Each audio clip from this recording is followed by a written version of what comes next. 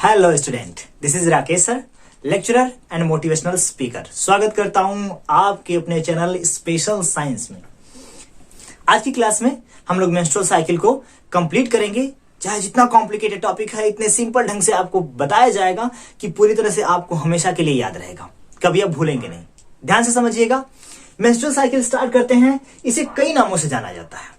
Menstrual cycle, MC cycle, मासिक चक्र, रजोधर्म, इसके अलावा आवर्तकाल, इतने नामों से जाना जाता है। एक और टॉपिक जान जाइए कि ये फीमेल्स में लगभग 12 से 13 अवस्था जब की एज हो जाती है फीमेल्स की, तब से स्टार्ट होती है और 45 से 50 के आसपास एज तक चलती रहती है कंटिन्यू। इस अवस्थाओं में होता क्या क्या है कि कुछ वेजाइना से, या कह सकते हैं यूट्रस और वेजाइना से होते हुए रुधिर का स्राव होता है। स्राव जब खत्म होता है उसके बाद अंड का निर्माण होता है।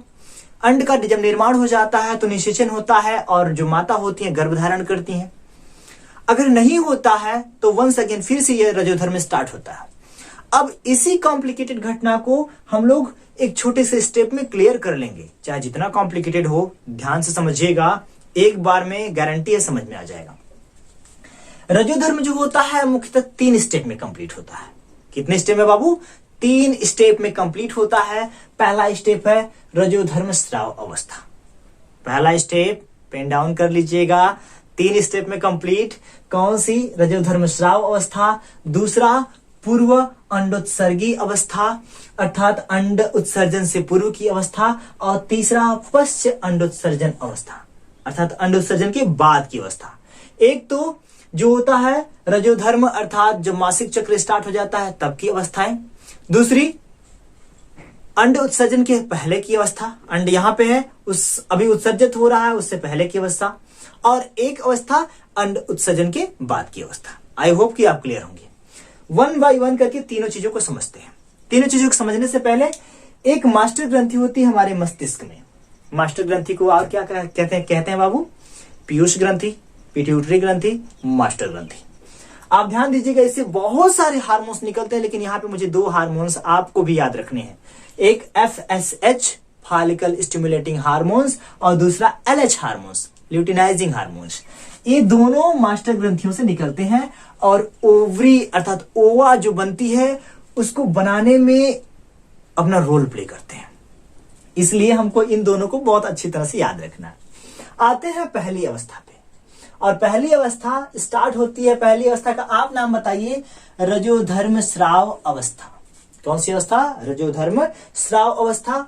समझिए, फीमेल्स जब नियर अबाउट 12 से 13 वर्ष के आसपास की हो जाती हैं तो उनके शरीर में निरंतर परिवर्तन स्टार्ट हो जाता है।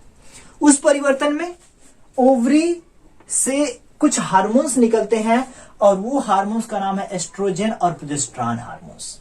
आपको पिछली वीडियो में बताया गया था जब फीमेल रिप्रोडक्टिव सिस्टम बताया गया था। ये सारी चीजें इसलिए डिस्कस नहीं कर रहे हैं क्योंकि इसके पहले आपको बताया गया है, आप जाके देख लीजिएगा उसको। 2 हार्मोन्स का स्राव होता है ओवरी से, एस्ट्रोजन और प्रोजेस्टेरॉन हार्मोन्स का।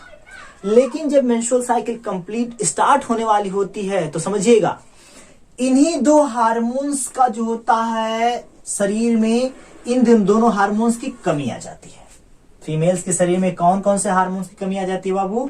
एस्ट्रोजन और प्रोजेस्टेरॉन हार्मोन्स की कमी आ जाती है, जिससे इंडोमेट्रियम की जो वाल होती है, अर्थात जो गर्भाशय की ये सब दीवारें हैं, ये खंडित होने लगती है। खंडित होना मतलब टूटना, इसके अंदर ब्रेकनेस आ जाना, फट जाना। और जब एस्ट्रोजन प्रोजेस्टेरॉन हार्मोन्स की कमी आ जाती है तो एंडोमेट्रियम अर्थात गर्भाशय की जो दीवार है ये फट जाती है और यहां से रुधिर का स्राव स्टार्ट हो जाता है। और जब रुधिर का स्राव स्टार्ट हो जाता है तो यही रुधिर वेजाइना से सिक्रीट होने लगता है बाहर फीमेल्स के शरीर में, और यह अवस्था कहलाती है मेंस्ट्रुअल साइकिल की अवस्था, अर्थात मासिक चक्र की अवस्था। बाबू कौन से हार्मोन्स की कमी से हुआ? एस्ट्रोजन और प्रोजेस्टेरॉन हार्मोन्स की कमी से। बाबू कौन सिक्रीट करता है? तो सर ओवरी सिक्रीट करती है, लेकिन इस समय ओवरी ने कौन से हार्मोन्स की कमी कर दी? एस्ट्रोजन और प्रोजेस्टेरॉन हार्मोन्स की कमी कर दी।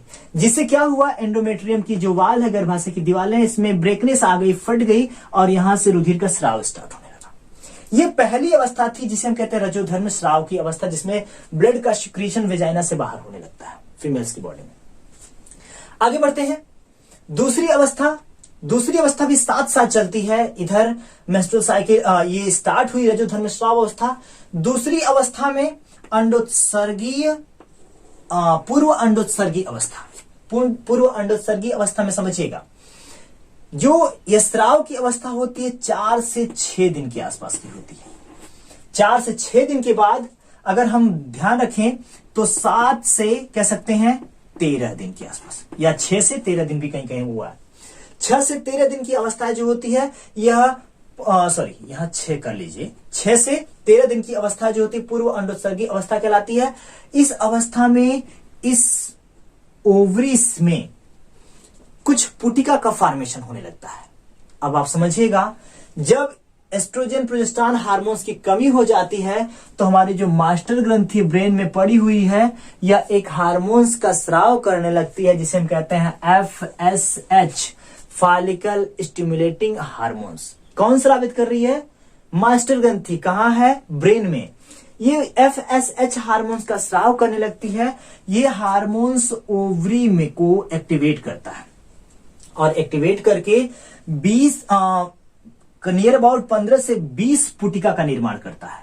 अब आप समझिए कि सर 15 से 20 पुटिका मतलब जो होता है वो होता है वही जो ओवा का फॉर्मेशन होने वाला है। वो अभी अंड के अंदर है, इसीलिए उसका नाम पुटिका कहा गया।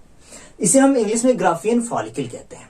बात समझिएगा, पुटिका अर्थात ग्राफियन फॉलिकल का निर्माण होने लगता है और जब 15 से 20 पुटिका निर्मित होने लगती हैं तो ये जो पुटिकाएं निर्मित हो रही हैं इनसे एक हार्मोन्स का स्राव होने लगता है और ये हार्मोन्स है एस्ट्रोजन एंड प्रोजेस्टेरॉन हार्मोन्स। जो यहां पे कमी हो रही थी वही हार्मोन्स अब ये सिक्रीट करने लगती है। सडनली FSH हार्मोन्स जब सिक्रीट होने लगता है तो कितनी पुटिका निर्मित होने लगती हैं? सर 15 से 20। लेकिन उसमें से एक पुटिका बढ़ने लगती है और ज्यादा एस्ट्रोजन और एक और दूसरा हार्मोन्स था। दूसरे हार्मोन्स का नाम है इनहिबिटिंग हार्मोन्स। इनहिबिटिंग हार्मोन्स का स्राव करती हैं। ये दोनों हार्मोन्स अर्थात एस्ट्रोजन और इनहिबिटिंग हार्मोन्स जो होते हैं ये फॉलिकल स्टिमुलेटिंग हार्मोन्स के स्राव को बंद कर देते हैं, असर उसका खत्म। और जिससे क्या होता है, केवल एक पुटिका डेवलप्ड होती है और 19 पुटिकाएं धीरे धीरे निष्क्रिय हो जाती हैं, समाप्त हो जाती हैं। अर्थात एक पुटिका ने, यहां पे मैं कर दे रहा हूं, एक पुटिका बड़ी होने लगती है और बड़ी होने के बाद ये कंटिन्यू इस हार्मोन्स का स्राव करती है, एस्ट्रोजन का। एस्ट्रोजन का जब स्राव करती है और इधर कौन से हार्मोन्स का स्राव बंद हो गया बाबू? FSH का हार्मोन्स का स्राव बंद हो गया। किसने बंद किया? तो इस पुटिका ने, जिससे एस्ट्रोजन और इनहिबिटिंग हार्मोन्स निकल रहा था। इन दोनों हार्मोन्स ने इसके कार्य को अवरुद्ध कर दिया, बंद कर दिया, जिससे 19 ओवरी समाप्त हो गई। केवल एक ओवरी नहीं, 19 जो ओवा जो पुटिकाएं बन रही थी वो समाप्त हो गई। केवल एक पुटिका ने डेवलप्ड किया। अब एक पुटिका जो डेवलप्ड हुई वो जाके ओवरी में अभी पड़ी हुई है। अब जब FSH हार्मोन्स का स्राव खत्म हो जाता है तो तुरंत दूसरे हार्मोन्स का स्राव स्टार्ट हो जाता है और दूसरा हार्मोन्स है LH हार्मोन्स, जिसे हम कहते हैं ल्यूटिनाइजिंग हार्मोन्स। ल्यूटिनाइजिंग हार्मोन्स दूसरी अवस्था को स्टार्ट करता है। आप समझिएगा, अंड उत्सर्जन के लिए प्रेरित करता है। अभी अंड उत्सर्जित नहीं हुआ है और ये दूसरी अवस्थाएं हम लोगों की चल रही हैं। कहां चल रही थी? ओवरी के अंदर। ओवरी के अंदर अब एक हार्मोन्स का कार्य खत्म, दूसरे हार्मोन्स का कार्य प्रारंभ, और दूसरा हार्मोन्स था LH हार्मोन्स। अब ये जो पुटिका बनी हुई है ग्राफियन फॉलिकल या पुटिका हिंदी में कह रहे थे, अब उस पुटिका को उत्सर्जित करने के लिए, बाहर करने के लिए इस हार्मोन्स का स्राव होता है LH हार्मोन्स का। LH हार्मोन्स का स्राव होता है। LH हार्मोन्स एस्ट्रोजन हार्मोन्स, ये जो है दूसरा जो यहां से निकल रहा था, इसके स्राव को बढ़ा देता है। जब बढ़ा देता है तो ये सडनली ग्राफियन फॉलिकल यहां ओवरी से निकलकर बाहर आ जाती है और बाहर निकलती है तो इसके ऊपर की जो वाल होती है वह कार्पस ल्यूटियम कहलाती है। ओवरी जो ओवा रिलीज की है उसके बाहर की वाल कार्पस ल्यूटियम और बीच में ओवा होती है। अब ओवा यहां से रिलीज हो जाती है। अब तीसरी अवस्था है अंड उत्सर्जन की। अब तीसरी अवस्था में क्या हो रहा है? पश्च अंडोत्सर्जन अवस्था। अब अंडोत्सर्जन हो गया, अब उसके बाद की अवस्था। अब इस कार्पस ल्यूटियम को ब्रेक करते हुए ओवा जो होती है फैलोपियन ट्यूब में आ जाती है, और कार्पस ल्यूटियम जो अवशेष बचता है, यहां से एस्ट्रोजन एंड प्रोजेस्टेरॉन हार्मोन्स का तेजी से स्राव होता है। ये हार्मोन्स ऊपर की तरफ बढ़ते हुए इन सभी दीवारों का नरिशमेंट करते हैं, इसको प्लेन करते हैं, इसमें ढेर सारे ग्लाइकोजन को स्टोर करते हैं, जिससे इंडोमेट्रियम की वाल मोटी हो जाती है और ये जो रुधिर का स्राव है धीरे धीरे बंद हो जाता है। अब जब यह ओवा आगे बढ़ती है तो फर्टिलाइजेशन के लिए तैयार होती है, और जो कार्पस ल्यूटियम जो ओवरी के ओवा के ऊपर का भाग था, ये नियर अबाउट 6 से 8 दिन के आसपास तक 2 हार्मोन्स का स्राव करता है, एस्ट्रोजन और प्रोजेस्टेरॉन, जिससे ये नरिशमेंट निरंतर बना रहता है और फर्टिलाइजेशन के लिए ओवा तैयार होती है। अगर 14 डेज के आसपास, अब 13 दिन तो हो गया, 14वें दिन के आसपास ओवा का फॉर्मेशन होता है।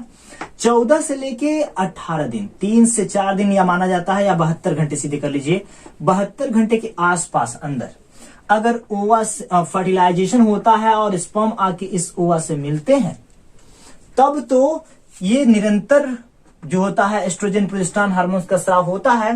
नहीं तो अगर इस समय निषेचन नहीं होता 14 डेज से 72 घंटे के आसपास तक, मतलब 14 दिन के बाद 72 घंटे के अंदर, 14 दिन की जस्ट बाद से 72 घंटे के अंदर ये जो निषेचन अगर फर्टिलाइजेशन नहीं होता तो ये धीरे धीरे समाप्त हो जाती है, कार्पस ल्यूटियम भी धीरे धीरे समाप्त हो जाता है, और फिर से मादा शरीर में 2 हार्मोन्स की कमी हो जाती है। कौन से हार्मोन्स की बाबू? तो एस्ट्रोजन प्रोजेस्टेरॉन हार्मोन्स की। कौन स्रावित उस समय कर रहा था? Corpus luteum. और जब ये खत्म हो जाता है तो ये दोनों हार्मोन्स की वंस अगेन कमी आ जाती है, और जो फीमेल्स होती हैं दूसरे मेंस्ट्रुअल साइकिल के लिए तैयार हो जाती हैं। ये पूरी अवस्थाएं थी। आप आई होप कि पूरी तरह से एंजॉय करके पढ़े होंगे, समझे होंगे सारी बातों को। यही चीजें आपके एग्जाम में आती हैं तो बहुत परेशान हो जाते हैं किस तरह से इसको एक्सप्लेन करें। तो ये तीनों अवस्थाओं को आई होप समझ में आया होगा। वीडियो को देखने के लिए थैंक यू। अपने दोस्तों तक शेयर करने के लिए, मेरी फैमिली को बड़ा करने के लिए बहुत बहुत थैंक यू आपको। Thank you so much.